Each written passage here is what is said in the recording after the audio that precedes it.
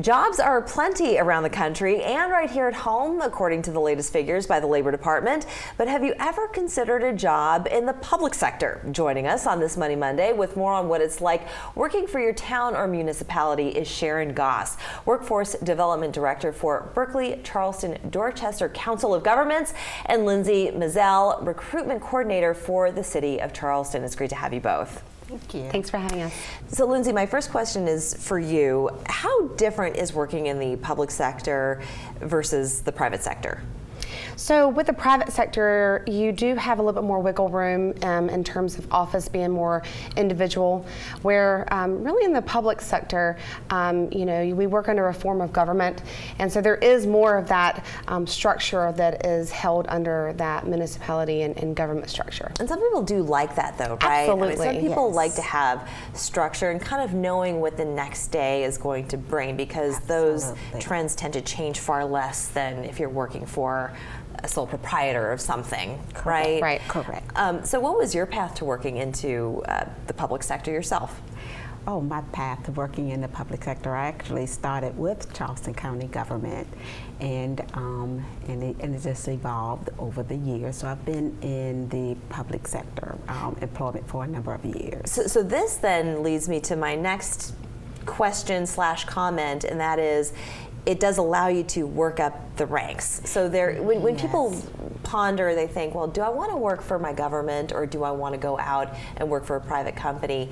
I think the biggest question that they have is, well, am I going to be able to grow within this space? So for you, you say you have been able to. Yes, absolutely. And I think that's one of the benefits for working in public sector, is that there is so many options or career opportunities for growth in the public sector. You don't necessarily have to stay in just one agency to make those shifts and to grow. Because people do migrate from agency to agency, right? Is that pretty common, Lindsay? You would see that, and there are succession plans, within, for instance, I work for the City of Charleston, and staying in the retirement plan, the state plan, is something that can kind of help you move between the different state agency groups and still stay under that same retirement plan. At what capacity do you work for the City of Charleston? So I'm in the HR department. I am the recruiter for all of our positions there at the city. Okay, and for you, Council of Governments, what is the Council of Governments and what do you do there? So I am the Workforce Development Director for the Berkeley, Charleston, Dorchester Council of Governments. Most people call it BCDCOG. And so the council takes a regional approach. So anything that affects Berkeley, Charleston, and Dorchester County usually comes under the Berkeley, Charleston, Dorchester Council of Governments. Sure. I work in the workforce division. So there's many different divisions at the Council of Governments, but I work in the workforce. And when you think of a government job, it's not necessarily a 9 to 5. It's not necessarily a desk job. It can get you out there into the streets and doing things among the people. So can you give us a glimpse as to what just a few of those jobs look like? And I'll ask you the same question, Lindsay. Certainly, and certainly at the job fair, there are going to be a variety, various types of positions.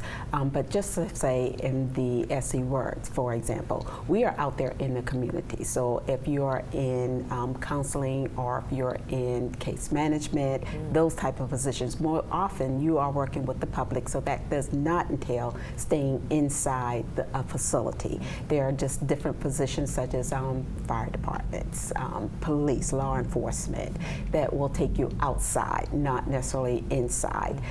So there are just so many different positions with the public sector. It could be IT positions that will also take you outside of the office, not necessarily staying inside. Anything that you want to add that's maybe not obvious to a lot of people that would be considered a government job?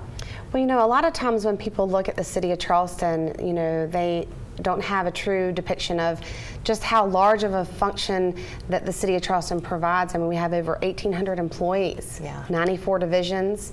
We do everything from environmental services to stormwater to our office positions to run the permit center and our executive positions and recreation that field all of our athletic sports around the Charleston area. So, and in terms of degrees and requirements that you have to have for these jobs, do you offer anything for someone who may find a particular opening really interesting and intriguing but don't necessarily have the credentials to qualify? Do you also help foster that? Yes. As far as the new wave of a lot of our positions have some minimum requirements, but we're very flexible on those for a number of our roles.